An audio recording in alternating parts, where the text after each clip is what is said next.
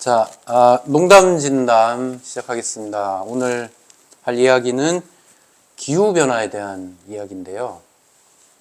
여러분들 이제 기후변화에 관해서 귀가 따갑도록 많이 들으셨을 텐데, 하지만 아직 해결이 안 됐고, 더 심화되고 있죠? 자, 이 기후변화에 대해서 모두들 관심이 많겠지만, 우리 청년들만큼 이렇게 가슴 뜨겁게 관심 있어 하는 사람들이 또 있을까 싶어요. 오늘은 기후변화 문제를 해결하기 위해서 모인 열혈 청년들의 모임이 있는데요. 긱? 네, 긱. 예. 맞습니다. 긱이라는 단체에서 김명주 활동가님을 오늘 모셨습니다. 활동가님 모시고 오늘 이야기 좀 들어보겠습니다. 예, 활동가님. 고맙습니다. 안녕하세요. 예, 먼 길 와주셔가지고. 아유, 고맙습니다. 아닙니다. 예, 뭐 오는데 불편하지는 않으셨어요? 네, 예, 기차 타고 잘 왔습니다. 기차 타고. 사무실이 서울에 있어요? 저희는 사무실 따로 없고요. 아, 그러니까 상근 활동가라는 개념이 없습니다.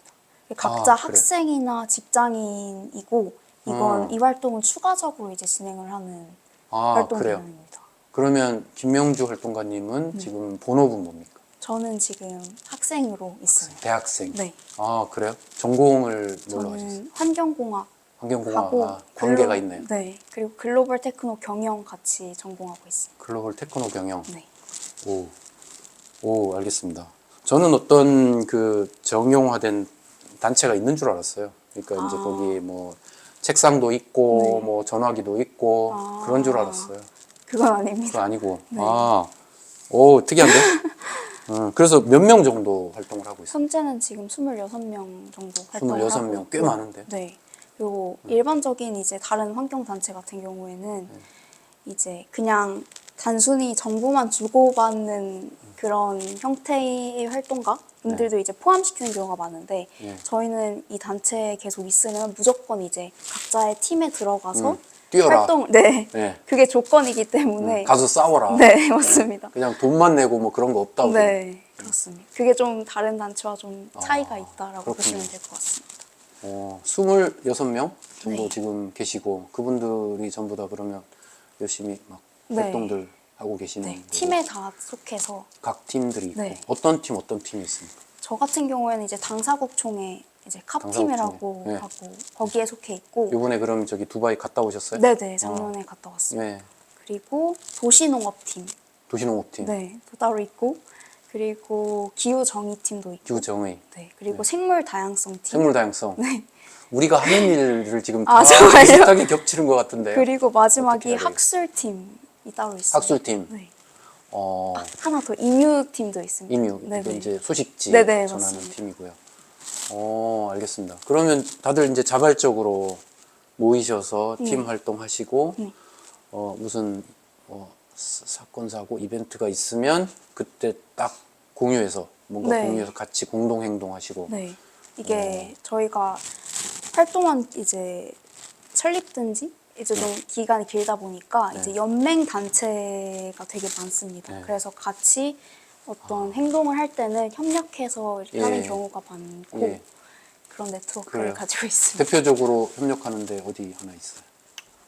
기업으로 따지면은 네. 기후 솔루션 기후 솔루션? 네, 도 있고 아니면은 빅웨이브 이런 빅웨이브. 단체도 있고 예. 이외에도 이제 NGO 단체들도 예. 저희가 협력을 하고 있는데 이번에 새로 이제 WATGP라는 물 관련한 이제 국제 협력 단체 예. NGO에서도 같이 이제 파트너십을 맺자고 제안이 와서 예. 이제 그런 식으로 활동을 하고 있습니다. 파트너십을 맺자고 제안이 들어오는 수준으로 지금 갔군요. 이야, 멋있는데요? 제가 상상했던 거하고 조금 달랐어요. 굉장히 멋있는데? 감사합니다. 그래서 그분들의 그 직업군은 대체로 어떤 학생도 있을 테고, 네.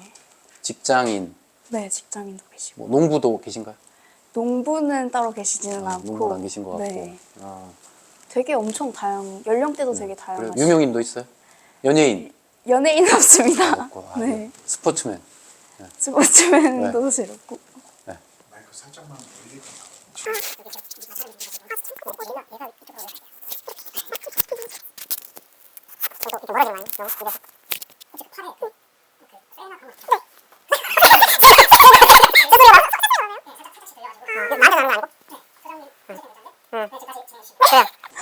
자, 아무튼 뭐 마이크 문제 때문에 잠시 멈췄는데 다시 알겠어요.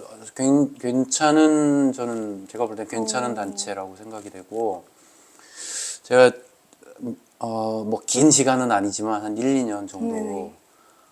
봤거든요.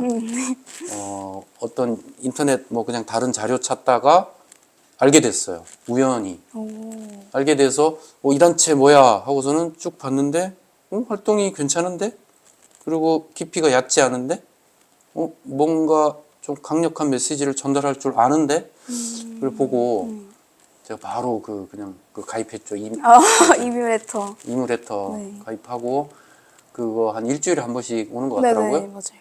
그거 보고 공부 많이 하고 있어요. 아주 이물레터. 훌륭한 활동가들이고 많은 분들 참여하셔서 이뮤레터도 같이 보시고 응원 많이 해주셨으면 좋겠습니다. 자, 오늘 모신 거는 저희가 주제가 있죠. 네네. 음식에 관해서 음, 우리의 기후 변화와 우리가 먹는 것이 관계가 돼 있다. 네. 요게 한 2, 3주 전에 이뮤레터에 나왔던 건데 맞죠? 네, 그래서 그거 맞아요. 보고 초대해서 좀 얘기 좀 나눠야겠다 했는데 자 어떻습니까? 지금 보시기에 네. 우리가 먹는 음식이 지금 어떤 상황입니까? 음식이요. 예. 사실 음식하면 일단 기본적으로 농업에서 나온다고 볼 수 있기 그렇지. 때문에 사실 기후변화와 농업이 어떤 관계를 가지고 있는지를 사실 먼저 얘기하는 게 좀 좋을 것 같습니다. 일단 기후변화는 다들 좀 아무래도 이 영상을 보시는 분들은 되게 많이 접하고 계실 문제라고 생각을 하고 이제 온도가 사실 계속 변화하는 이제 평균적으로 계속 변화하는 그런 거를 기후변화라고 저희는 얘기를 하고 있고 농업도 마찬가지로 우리가 먹는 식량을 생산하는 그런 모든 과정을 이제 농업이라고 얘기를 하는데 사실 이제 농민분들은 정말 많이 느끼시겠지만 기후변화에 따라서 온도가 이렇게 올라가고 내려가고 이렇게 왔다 갔다 하는 이상기후가 발생함에 따라서 사실 생산량 측면에서 많은 영향을 받고 있습니다. 되게 많은 연구 결과에 따르면 실제로 예를 들어서 사례를 가져왔는데 밀이나 쌀, 옥수수 같은 우리가 주로 먹는 식량 같은 경우에는 세계 3대 네네네. 곡물이죠. 네. 기온이 1도 증가할 때마다 밀 같은 경우에는 수확량이 6%가 감소를 하고 1도에 6% 감소. 네. 그리고 쌀 같은 경우에는 3.2%, 그리고 옥수수 같은 경우에는 7.4% 이렇게 감소한다라는 연구 결과도 있고 예. 그리고 사실 이러한 문제는 일반적으로 저희가 생각하는 토지만 해당이 되는 게 아니라 이제 해양 생태계에도 분명한 영향을 미치게 되는데 이제 2도 이상이 이제 올라가게 되면은 산호초가 99% 감소한다라는 결과도 있고 만약에 1.5도 내로 예. 이제 맞추더라도 70% 이상 산호가 감소한다 이런 연구 결과가 있습니다. 그래서 결국 이렇게 봤을 때는 분명 산호를 이제 생태계로 잡고 있는 그런 네. 물고기들이 이제 서식지가 사라지면서 그렇죠. 서식처죠. 거기에 이제 산란도 하고 네. 물고기 거기 굉장히 많이 서식하죠. 다양하게 아주. 네. 예. 그래서 그런 어업이나 이런 데도 영향을 그래요. 미치고 사실 또 하나 봐야 될 거는 신기하게도 농업은 분명 기후변화로 인해서 피해를 받기도 하지만 반대로 이제 피해를 주는 그러니까 기후변화를 가속화시키는데도 영향을 미치고 일조하고 있죠. 네네 예. 있습니다. 예를 들어서 개간을 하기 위해서 뭐 열대우림을 이제 다 경작지로 만들어 버린다던가 그래요. 그러면 사실 중요한 탄소 흡수원을 이제 없애버리는 거기 때문에 예.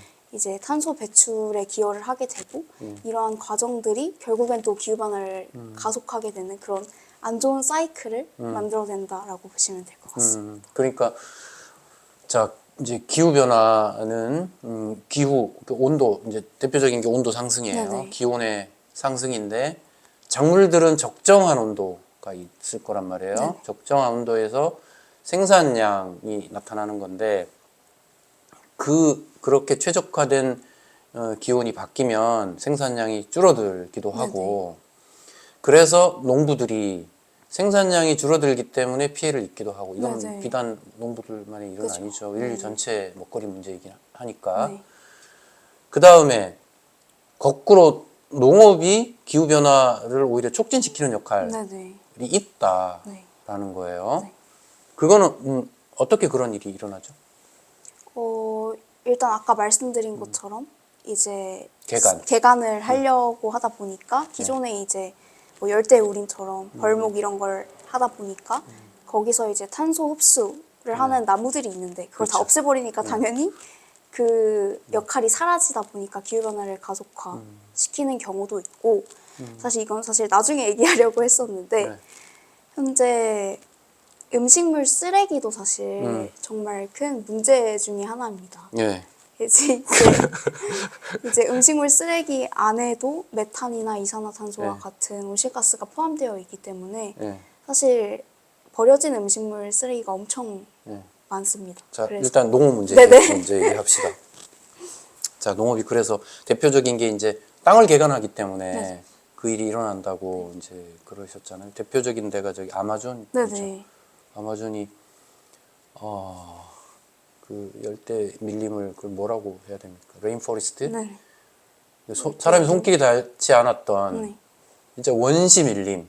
거기는 그냥 탄소 그 자체가 탄소 덩어리고 살아있는 생명체고 호흡을 하는 거죠. 네. 대부분 CO2를 흡수해서 그다음에 산소를 네, 배출하는 네, 그런 이제 호흡을 한단 말이에요. 그 전체가. 근데 그게 점점 축소돼 작아져. 그 이유가 농업이다. 네. 물론 다른 것도 네, 있겠지만 네. 농업 비중이 가장 클 거예요 아마. 왜냐하면 그렇게 해서 이제 플랜테이션 농업을 만들죠. 그냥 작은 텃밭을 만드는 게 네. 아니잖아요. 그걸 아주 싹 밀어버리고 대규모 목장을 만들고 그래서 소고기 네. 수요에 맞춰주고 그 다음에 플랜테이션 그러니까 즉 단일한 작물을 진짜 끝도 보이지 않는 그 광활한 면적을 단일한 작물로 쫙 심어버리고 이제 거기다가 막 인풋을 넣는 거잖아요 지금 그죠? 비료 넣고 네. 농약 뿌리고 이렇게 하는 거예요. 그러니까 그 자체도 열대 밀림을 우리가 훼손하는 거기 때문에 그 자체로도 배출되고 또 흡수할 기회를 다 뺏어버리는 거니까 그 문제가 중요한 것 같아요. 그런데 한국은 사실은 그런 일은 흔치 않아요. 이제는 우리나라는 농업의 방식에 따라서 방식에 따라서 다르겠죠. 달라지는 거죠. 어떨까요? 방식은? 우리나라 같은 경우에는 이제 국가에서 계획 같은 거를 보면은 이제 재생농업, 네. 그러니까 비료를 이제 탄소를 덜 배출하는 비료를 사용한다든지, 아니면 무경운 아니면 저경운 농업을 활용한다든지, 아니면 뭐 탄소를 가질 수 있는 덮개 작물을 재배를 한다든지. 예. 이런 식. 그리고 비료 같은 경우에도 이제 화학 비료 같은 경우에는 이산화질소를 많이 배출하다 보니까 유기비료로 이제 전환을 한다든지 예. 그러한 기술 개발을 하려 하고 적용시키려고 노력을 하는 것 같기는 한데 같기는 한데 어때 보여요? 우리 청년들의 눈에 보이는 모습은 어때요? 하지만 하지만 충분하지는 않다라고 저는 네. 생각이 드는 측면이 있습니다. 왜냐면 우리나라의 농업 같은 경우에는 예. 엄청 막 대규모로 하시는 분들 있긴 하지만 이제 소규모로 하시는 분들도 많고, 사실 제가 개인적으로 생각했을 때는 이 농업 관련해서는 농촌 이제 인력 부족이라든지 고령화 문제, 사회 문제가 맞닿아 있기 때문에 이 부분들이 이제 같이 해결이 안 되면은 기술 적용이나 보급에 있어서도 사실 어려움이 많다라고 이제 관계자분께 들은 적이 있었거든요. 아 그래요? 네. 관계자분 어디 가서 만났어요? 그 캅 가서 만났습니다. 아 그래? 우리나라? 네, 그래서 대표로 이제 협상하러 가신 농업 쪽 연구센터에서 아, 네, 그래? 가셨던 분. 공무원이신가요? 네네. 농촌진흥청에서 네, 약간 그쪽이셨습니다. 알겠습니다. 그래서 그분이 보시기에도 뭐 그런 노력들을 많이 하는데 아직 지금 농촌 자체가 위기에 빠져 있고 농촌을 어떻게 살려야 될까가 그게 더 시급한 문제이기 때문에 지금 이런저런 어떤 여러 가지 전략을 이야기하는 것이 사실은 농촌에게 미안하기도 한 거지. 그죠. 지금 그거 말할 때가 아니라 지금 산소 호흡기 갖다 붙여야 될 상황인데 농업한테다가 자꾸 뭐 문제 해결하라고 하면 사실은 힘들긴 힘들어요. 그리고 워낙 이제 고령층 분들이 이제 농업을 하시다 보니까 사실 그분들은 생계를 걸고 이제 농업을 하시는데 새로운 이제 농법을 도입한다라고 하면 사실 이 농법이 진짜 아무리 연구를 통해서 개발된 방식이라고 해도 사실 그분들 입장에선 생계를 걸고 바꿔야 되는 측면도 있고 그렇죠. 지원을 하기에도 그러니까 재정적인 지원도 그분들이 생각하시는 것 그 이상적인 지원 금액과는 많이 다르다 보니까 예. 지원이라는 건 어떤 지원이 있었을까요? 예를 들면은 뭐 네. 보조금이라든지 아니면은 이러한 비료 관련해서 지원이라든지 예. 아니면 농업용 뭐 경유 비용을 지원한다든지 예. 그래서 그런 부분 네. 있었습니다. 자, 그래요. 이제 지금 농업 부분이 사실은 기후 변화 문제를 이야기하기에는 좀 민감한 부분이 있어요. 민감한 부분이 있고 특히 이제 그런 부분이요. 아까 축산업 이야기했는데 사실 우리나라에서도 마찬가지거든요. 축산업을 통해서 배출되는 것이 뭐 절반까지는 아니지만 육박해요.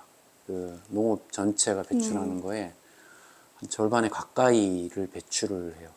그런데 생각해 보면 축산업 하는 인구와 농업하는 인구 비교돼 안 될 만큼 일반 농업이 훨씬 더 많단 말이야. 게다가 이제 면적으로 봤을 때도 축산업 전체 면적과 농업 전체 면적을 비교도 할 수 없을 만큼 차이가 날 텐데 그런데 절반 가까이가 지금 축산업에서 나오고 있단 말이에요. 온실가스. 그래서 이런 문제를 이야기하면 축산업계는 거기 나름대로 어렵기 때문에 이거에 대해서 굉장히 극렬하게 방어를 해요. 바꾸기가 어려워요. 그래서. 근데 이제 왜 그분들이 그렇게 되었느냐? 고기를 많이 먹기 때문이거든. 그렇죠. 수요가 있습니다. 고기를 많이 먹기 때문에.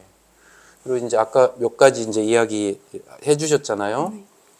땅 갈 때 안 갈거나 얕게 갈거나 또 뭐 피복 작물 이렇게 겉을 그냥 노출시키지 않는 거죠. 우리 피부가 덮고 있는 것처럼 이렇게 덮어 놓아야 된단 말이에요. 그래야지 탄소가 거기에서 작용을 하고 뭐 이렇게 축적도 되고 한단 말이에요. 날아가지도 않고. 그런데 그런 농법을 하자고 했을 때에 전혀 새롭게 이제 농사 시스템이 바뀌어야 된단 말이에요. 그렇죠. 그런데 이제 지금 그동안 수십 년을 어떤 방식에 의해서 농사를 지어와서 이제는 바꾸기가 어려워요. 그렇죠. 70, 80 연세가 그 정도를 다 넘으신 분들만 남아있기 때문에 그분들에게 새로운 이 기후변화에 맞는 농법으로 바꾸시오라고 요구한다라는 게 어렵단 말이에요. 근데 그분들은 왜 그 기존의 농법으로 왔느냐 하면 생산성을 중요시 했기 때문에 그런 거거든요.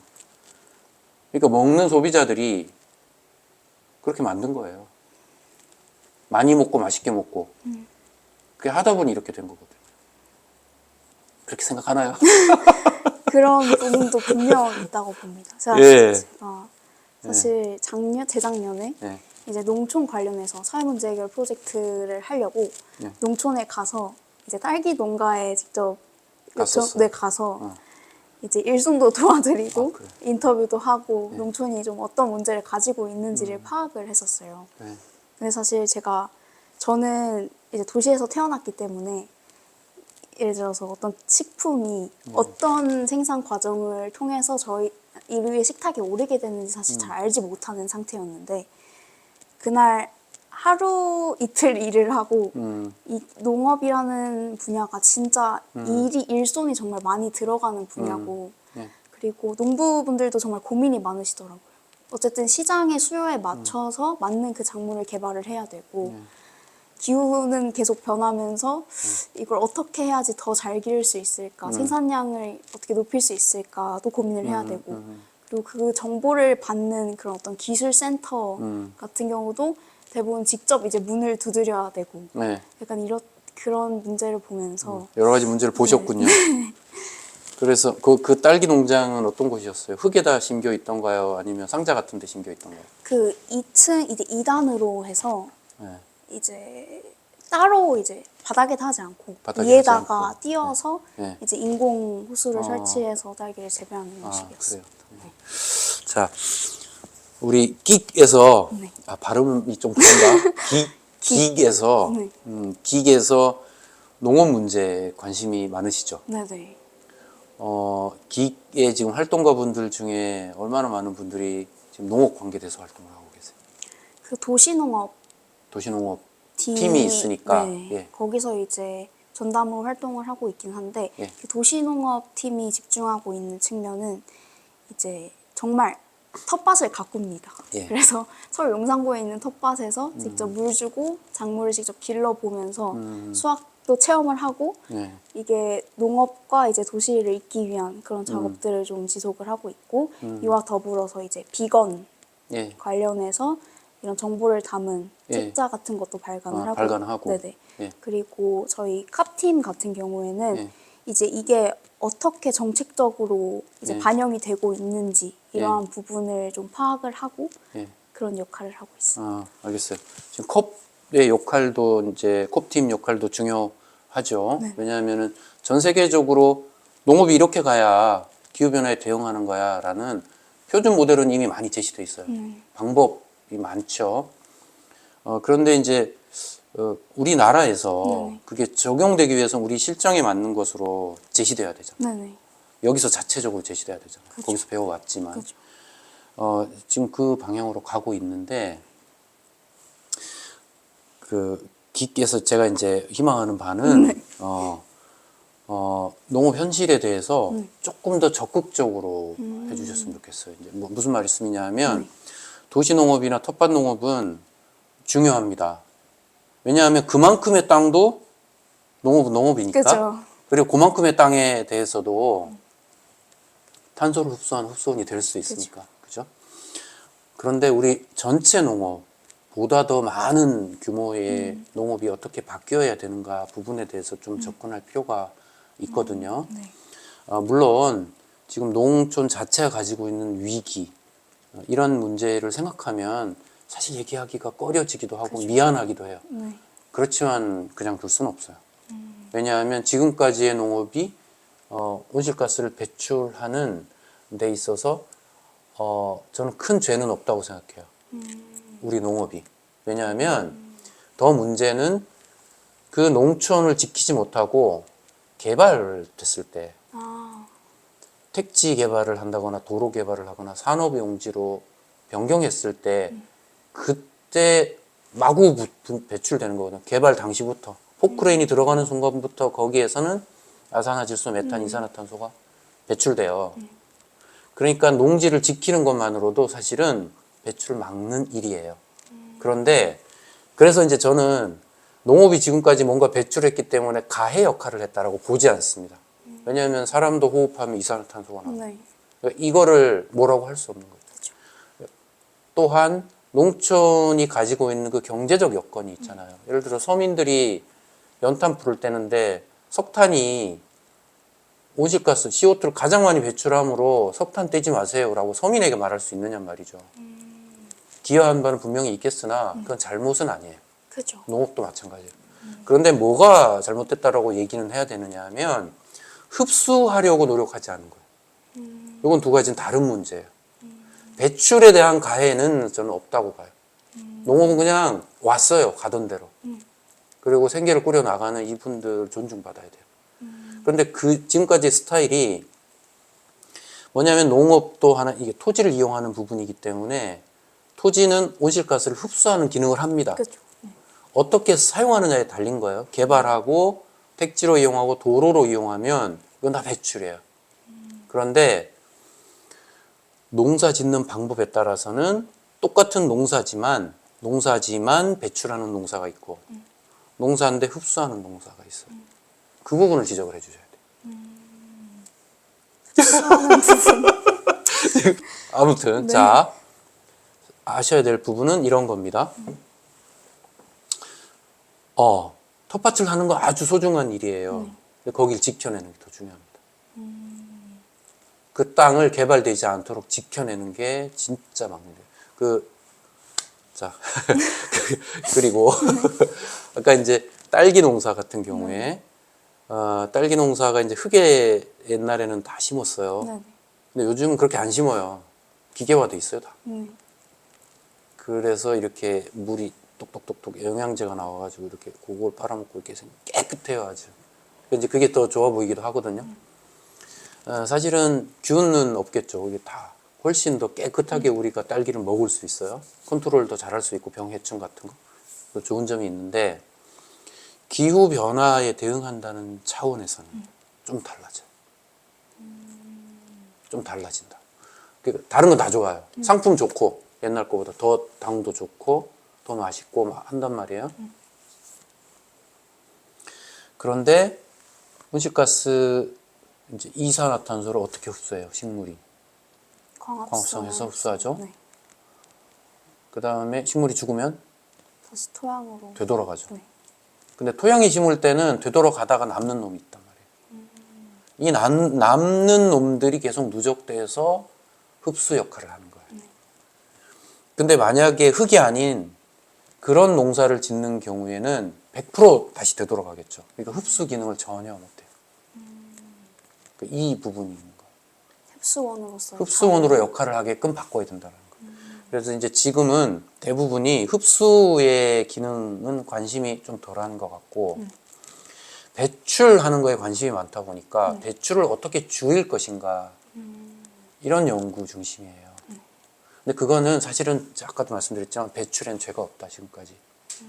농사는 하던 대로 하셨고 최선을 다해서 그냥 농사를 짓기만 하셔도 거기서 배출되는 것을 기후변화의 어떤 가해 역할을 했다라고 말하면 저는 안 된다고 봐요. 그런데 흡수 기능이 예로부터 있었는데 그 흡수 기능을 방기한 부분 네. 이거는 지적을 해줘야 된다라는 거예요. 제 말씀. 이해가 되세요? 네. 흡수 기능을 방기하지 말라는 거예요. 그래서 우리가 옥상 녹화, 도시 농업 한다고 옥상에도 농사 네네. 짓죠. 그거는 좋은 먹거리, 건강한 먹거리를 스스로 키워서 하는 거에는 의미가 있어요. 근데 기후 변화 차원에서는 큰 의미가 없습니다. 왜냐하면 옥상에다가 심는 거는 흡수원으로 보지 않아요. 화분을 100만 개를 만들어도 흡수원이 아니에요. 왜냐하면 화분은 흙 자체가 아니기 때문에. 물론 그 안에다 흙을 네. 넣지만 그것이 대지라고 할 수 없기 때문에. 대지에 우리가 그 탄소를 고정할 때, 탄소를 누적할 때, 축적할 때 그걸 탄소 흡수라고 불러요. 그죠. 예. 그 시스템을 말씀해 주셔야 돼요. 그러니까 가볍게 우리가 텃밭 해가지고 먹는 거는 사실은 좋은 일, 제가 나쁘다는 게 아닙니다. 네네네.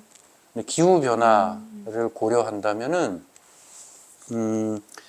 그 활동보다 더 적극적이셨으면 좋겠어. 흡수 쪽으로 눈길을 돌리세요. 배출은 죄가 없습니다. 배출은 제가 없다. 축산업은 좀 문제가 있어요. 네. 축산업은. 왜냐하면 그 면적 대비 얼마나 많이 배출을 하고 있습니까? 그러니까 그런 부분을 그런 부분을 잘 한번 생각을 해주셔서 활동 방향, 네. 긱에서의 활동 방향 한번 네. 잘 구체적으로. 만들어 봐주시고요. 잘 모르면 저 이시도로 연구소에 네. 연락을 하십시오. 그 내용은 저희가 상담해 드릴 테니까. 오늘 이게 뭐냐, 농담 진담이 좀 거꾸로 된 것 같은데. 자, 좋아요. 그 다음에 음식 얘기해 봅시다. 네. 아까 음식 쓰레기. 일단 전 세계 식량 시스템으로 봤을 때 인구의 10분의 1이 이제 기아 상태에 있는데 네. 매년 배출되는 음식물 쓰레기의 양은 36억 톤 정도에 해당합니다. 그래서 사실 이렇게 36억 톤이면 자, 한번 생각을 해보자고요, 우리. 인구가 우리가 지금 80억 명? 한 사람당 1년 동안 1톤을 먹을까요? 1톤 못 먹을 것 같아요. 왜냐하면 쌀 한 가만, 옛날에 쌀만 먹을 때 쌀 한 가만이 먹었거든요. 80kg를 1인당 하나씩 먹었거든요. 그러니까 36억 톤이 남는다고 하면 36억 명의 식사가 아니에요. 1년간에. 더 거의 훨씬 시장. 많은 거죠. 네. 예. 오, 놀라운데요? 36억 톤은. 그래서 지적하고 있는 부분 중에 하나가, 그러니까 이런 식량 시스템이 맞느냐.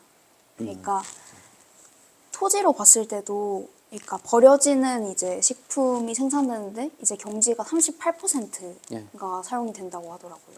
그러니까 그렇게 봤을 때 이 식량 시스템이 원활하게 작동하고 있는 것인가? 그러니까 사실 물론 정치적인 어떤 경제적인 이유도 있기는 하겠지만 좀 기회 균등이 필요하다라는 그런 말도 있고, 그리고 우리 전체 세계로 봤을 때 보통 식량을 이제 남반구에서 다 이렇게 끌어다가 남반부에 네네. 생산하고 북반부에서 먹고 네네네. 폐기하고. 네. 그런 상황인데 이제 기후 변화로 인해서 사실 피해를 받는 거는 사실 남반구. 남반구라는 사실이 좀 안타까운 현실인 거죠. 그래서 이런 부분을 좀 맞게 고쳐 나가야 된다라는 게 저희가 주장하고 있는 것 중에 하나입니다. 알겠습니다. 그럼 어떻게 바꿔야 돼요?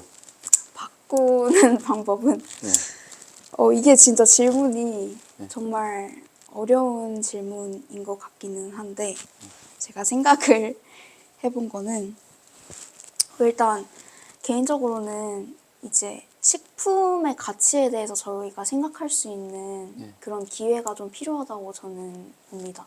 이 식품이 어떤 생산 과정을 통해서 유통이 되고 저희한테 식탁에 오르는지.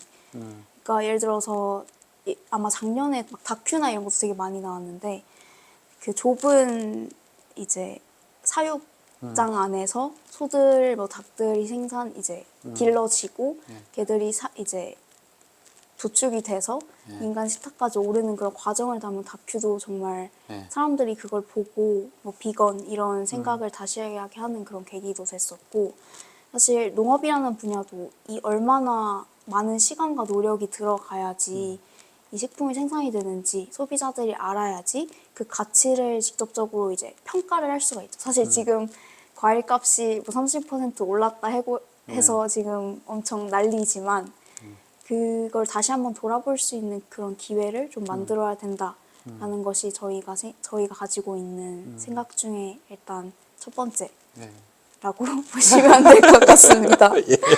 돌아보자. 네. 첫 번째. 그렇죠. 그리고 두 번째는 농업의 변화도 좀 필요하긴 하다. 이제 물론 아까 말씀하셨던 것처럼 흡수 측면에서 이제 지적을 해주셨잖아요. 그래서 아까 말씀드렸던 무경운, 뭐 경운 농법, 새로운 농법을 시도를 하고 이제 농민분들도 최대한 받아들일 수 있게끔 이제 설득하고 그런 하는 그런 과정이 필요하다라고 말씀을 드릴 수 있을 것 같습니다. 남반구에서 생산해서 북반구로 가서 북반구 사람들이 즐기고 먹고 폐기하고 지금 이런 구조잖아요. 네네. 기업들이 다 북반구에 있고 힘을 다 거기서 가지고 있고 그렇게 안 하면 되는 거잖아요. 북반구에서 생산해서 북반구에서 먹고 남반구에서 생산해서 남반구에서 먹고. 사실 자급자족을 말씀하시는 거 같죠. 근데 사실 이 부분은 아무래도 세계 경제랑 관련이 있는 부분이기도 한 것 같긴 합니다. 이제 국가별로 이제 수입 수출을 통해서 경제력을 확보를 하기도 하고 사실 농산물을 수입하는 국가, 뭐 칠레 이런 수입 수출하는 국가 정말 유명한 데도 많잖아요. 그래서 이 부분을 건드리려면 사실 엄청 큰 규모의 기업들 큰 저항이 있어야 되고 네네. 까딱도 안 하죠. 이미 저항을 하고 있는데도 까딱도 하지 않아요. 그런 부분의 문제도 왜냐하면 그렇다고 해서 그걸 그냥 두면 심화되거든. 남반구는 계속 못 살고 북반구는 계속 풍요롭고 폐기하고 온실가스 배출하고.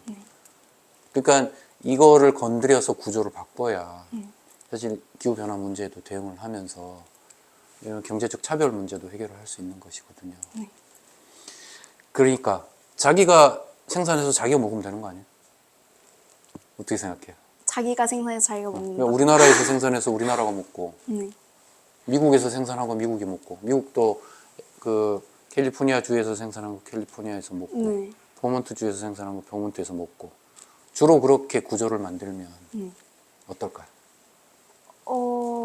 가능성이 사실 좀 힘들 것 같다는 생각이 들기는 합니다. 네. 그러니까 물론 당연히 저희 나라 같은 경우에도 식량 자급률이 80%로 거의 막 안 되기 이제 거의 의존율이 80% 정도 해당하기 때문에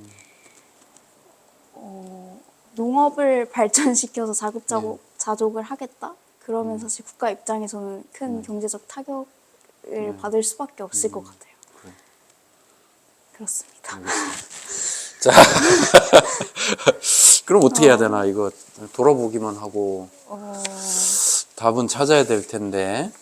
자, 어쨌든 그래서- 그거는 찾아보자고요. 네. 생산과 유통과 그다음에 이제 가공 소비 이 전체의 식품 사슬, 이거 푸드 체인이라고 하는데 먹이 사슬이죠, 사슬. 먹이 사슬 이제 식품 푸드 체인 구조 문제인데 현재의 것은 올바르지는 않은 것 같아요. 제가 볼 때는. 네. 바꾸지 않으면 문제는 심화될 것 같아요. 그런데 지금 경제적인 문제나 이런 부분이 있기 때문에 늘 장기적인 플랜을 세워야 되는 거죠. 장기적인 어떤 모델은 누군가 제시를 해줘야 된단 말이에요. 실천은 지금부터 하고. 요렇게 돼야 되는데 지금 내년에 그렇게 바꾸면 우리는 경제적으로 힘들어지겠죠. 그렇죠. 근데 우리가 장기적으로는 식량 자급률 높이고 또 지역에서 소비되는 그 로컬 푸드라고 네네. 부르거든요. 로컬 푸드 들어봤죠? 네네. 예. 로컬 푸드를 더욱 활성화하는 이런 전략을 누군가 이야기하고 이렇게 해야 될 것 같은데 그럼 또 누군가 하겠죠? 자, 그래서 폐기물, 아까 음식물 폐기하는 거 얘기를 아까 하셨어요. 그리고 어떻게 해야 됩니까, 그럼?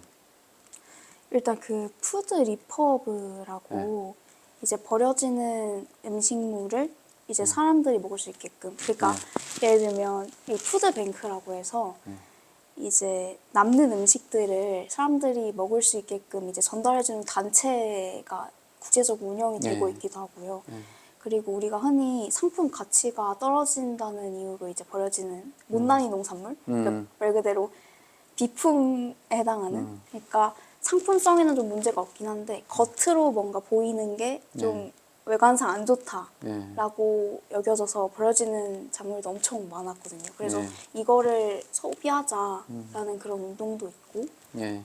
그런 방식으로 조금 음식물 쓰레기는 해결이 될 수 있지 않을까라고 예. 생각을 하지만 어쨌든 그거는 뭐 답은 줄이는 것밖에 네. 답이 없죠. 음식물 쓰레기 그 자체에서 엄청난 메탄가스가 나오고 있기 때문에 그 자체는 줄여야 되고 그래도 아마 드라마틱하게 줄이는 거는 쉽지 않을 거예요. 그렇죠. 먹는 이제 습관들이 있기 때문에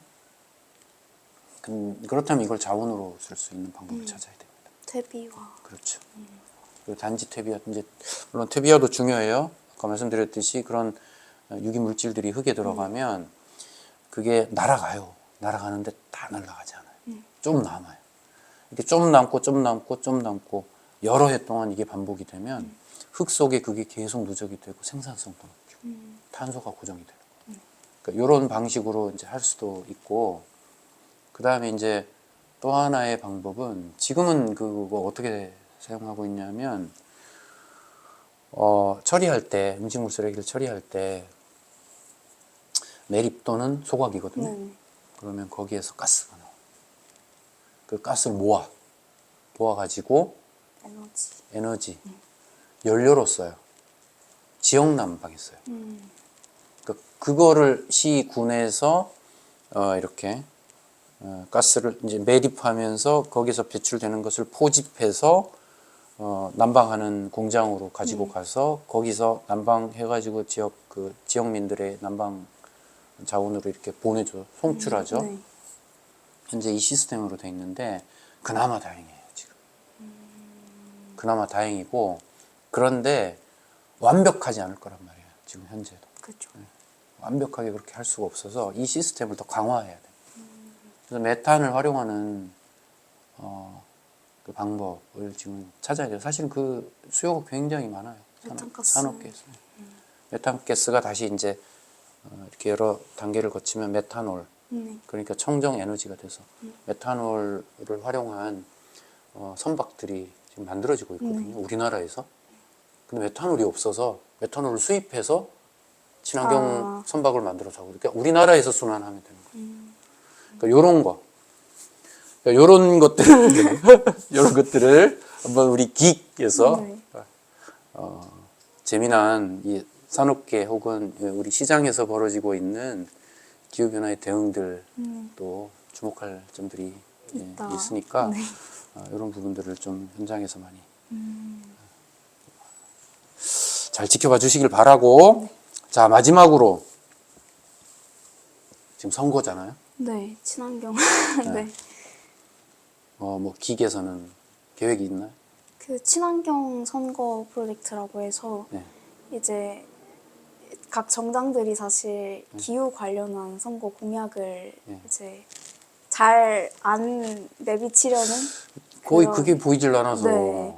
그래서 이거를 좀 확산시키기 위해서 지금 네. 서명 운동을 진행을 하고 있습니다. 운동을 어디에서 하고 있습니까?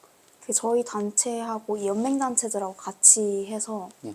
지금 진행을 하고 있습니다. 서명을 하려면 그러면 이제 이거 보시는 분들이 네. 어떻게 그 긱 인스타에 가시면 인스타그램, 네네. SNS에 네, 거기에 이제 공고가 떠 있습니다. 거기서 그럼 뭐 게시물로. 검색을 하면 됩니까? 네. 뭐라고 검색어를 치면 돼? 긱 인스타 말씀하시는. 그 서명하고 싶은 사람이 어떻게 하면 돼요? 인스타에 들어가셔서 네. GEYK 코리아라고 치시면 예. 저희 이제 계정이 나오는데 그 지금 가장 최신 게시물이 그 관련한 서명 네네, 운동에 서명. 관계된 거예요. 그 서명에서는 어떤 걸 지금 주장하고 있어요? 일단 각 정당들이 이번 선거가 이제 기후 관련한 공약들을 좀 적극적으로 낼 수 있도록 예. 해야 된다라는 그런 주장들도 하고 있고 음. 그리고 이제 그 필요성을 강조하는 그런 예. 무엇을 하라고 좀 제시 좀 해야 될 것 같은데? 구체적으로 지금 한 말은 네. 사실은 임팩트가 거의 느껴지지 않아요. 음, 아마 정치인들이 그냥 생각하지 않을 것 같아요. 음. 그리고 유권자들도. 제가 보여 그거를 좀 보여 이슈 몇 개라도 네. 딱 그거 해야지라고 생각이 들 만한 것들을 좀 이슈를 만드셨으면 좋겠어요. 네. 사실 제가 그거 담당자가 아니어서 그래요? 그래서 아무튼 지금으로서는 그러면 이제 인스타 들어가서 네네. 그렇게 한번 찾아봐서 거기 참여를 하면 되겠네요. 네. 알았어요. 저도 참여할게요. 감사합니다. 네, 더 많은 사람 참여할 수 있도록 저희도 홍보를 하겠습니다. 저희도 나름 고객사들이 있기 때문에 네. 그분들한테 이메일을 한번 쫙 보내면 그 중에 몇 명은 하겠죠. 네. 그 정도는 저희가 하도록 하고. 그러면 보시기에 지금 여러 정당 중에 기후변화에 대응을 가장 적극적으로 하는 정당이 어디 같아요? 가장 적극적으로 하는 정당이 네. 일단 기본적인 이념을 가지고 있는 그러니까 네. 이념을 가지고 출발한 건 녹색당 지금 녹색당이 바뀌었죠. 네. 네. 이기는 녹색 정의당으로 네, 바뀌었죠. 네. 네. 이기는 한데 네. 사실 기후 관련해서 공약을 가장 많이 내는 건 그쪽밖에 거의 없다고 네. 보여지고 이번에 국민의힘에서도 네. 비례대표로 그 기후변화센터 김소희 사무총장님하고 네. 환경 사회 문제 관련해서 하시는 아마 그 남자분 한 분을 네. 비례대표로 이제 인재 영입을 한 걸로 알고 있어서 네. 관심을 가지고 있지만 네. 정당에서 메인으로 밀고 가지는 않는다. 네. 약간 이렇게 생각하고 있어요. 저도 그렇게 보이는데 지금 모든 정당이 기후 문제에 지금 관심이 별로 없는 것 같아요. 그럴 상황이 아닌데. 여기 들어오면서 이 시계 보셨어요? 네네. 혹시? 1.5도씨. 지금 5년 하고 넉 달 지나면 1.5도 초과하거든요. 네. 사태가 어떤지를 모르는 것 같아. 지금 이분들이 그죠. 이렇게 선거를 몰아가면 안 돼요. 자기들끼리의 싸움만으로. 그 모든 정당성이 스스로 다 있겠지만 지금 기후 변화를 방기하고 있는 이 상황에 대해서는 나중에 책임져야 될 겁니다. 정치하시는 분들. 그죠. 그거를 촉구하셔야 돼요. 청년들이. 미래 지금 세대. 하실 일은 그거예요. 지금 하실 일은. 지금 이제 콥에 찾아가시는 거 그 정도의 열정으로 지금 그거 해주셔야 돼요. 그리고 뉴스에 나오셔야 돼요. 그만큼 임팩트 있게 하셔야 돼요. 그래서 그러니까 관련- 뭐냐면 지금 살아가실 세상이잖아요. 우린 다 살았어. 기성세대는. 그렇기 때문에 우리보다 더 강력하게 말씀하셔야 돼요. 그래야 조금이라도 움직여요. 기성세대들. 마음을 움직이시려면. 근데 정책을 결정하는 사람은 기성세대잖아요. 네, 그렇죠. 지금 이렇게 하시면 안 돼요. 더 세게 하셔야 돼요. 제가 볼 땐 그렇습니다. 약해요. 아 정말요? 네. 약하고 지금 세밀한 공부들이 되셔야 돼요. 세밀한 공부들. 그러니까 만족하기 위해서 활동하지 마시고 정말 바꾸기 위해서 해주셨으면 좋겠어요. 기성세대들이 그걸 보고서 도와주실 분들은 아마 꽤 있을 거예요, 생각보다. 모두 관심 없는 건 아니에요. 모두 탐욕스러운 건 아니에요. 그 중에는 세상을 지속 가능하게 만들기 위해서 청년들이 적극적으로 한다면 기꺼이 도와주실 분들이 많습니다. 그분들에게 보여주셔야 돼요. 안 보이는 것 같아요. 강력한. 강력해지셔야 돼요. 지금보다. 지금보다 강력해지셔야 돼요. 왜 민주화가 왔겠어요? 그거 이루기 어려운 거예요. 지금과 비슷해요. 지금 기후변화를 어떻게 막아 이런 사회적 풍조가 있잖아요. 저희가 살았을 그 무렵에도 민주화를 우리가 어떻게 해? 지금도 좋아. 충분히 좋아. 가만히 좀 있어. 였어요. 근데 왜 민주화가 왔겠어요? 우리에게. 우리나라에. 목숨을 걸고 했기 때문에 한 거예요. 그렇죠. 그러니까 조금 더 강력하게 하시는 걸로 하고 자 오늘 마무리하면서 좀 뭐 더 하실 말씀 있으세요? 일단 하나 말씀을 드리면 사실 제가 이제 캅에 다녀오고 하면서 느꼈던 거는 이제 저희가 가서 인터뷰도 따고 막 참관도 하고 그랬는데 인터뷰하신 분이 이제 녹색 금융 쪽에서 일하시는 분이셨어요. 근데 저희한테 이제 청년들의 활동은 좋다. 하지만 이제 너희들의 목소리가 이제 전문성이 떨어져서 예. 기후변화 대응을 하는데 방해가 되면 안 된다라는 말씀을 하셨었어요. 그래서 사실 그거를 좀 마음에 새기고 이게 저희가 내는 목소리들이 좀 더 실효성 있고 실현 가능한 목소리가 되기 위해서 전문성을 강화하기 위해서 그런 마음가짐으로 노력을 하고 있기 때문에 네. 앞으로 청년들이 살아갈 이제 예. 미래를 위해서 많은 분들이 함께 이제 기후 대응에 동참을 해주셨으면 예. 한다라는 말씀을 드리고 싶습니다. 아, 좋습니다. 자, 우리 기성세대들이 지금 못하고 있는 부분이고 저는 많이 반성해야 된다고 생각합니다. 지금 올 한 해도 여름이 무사히 지나갈까 벌써부터 사실은 저는 걱정이 됩니다.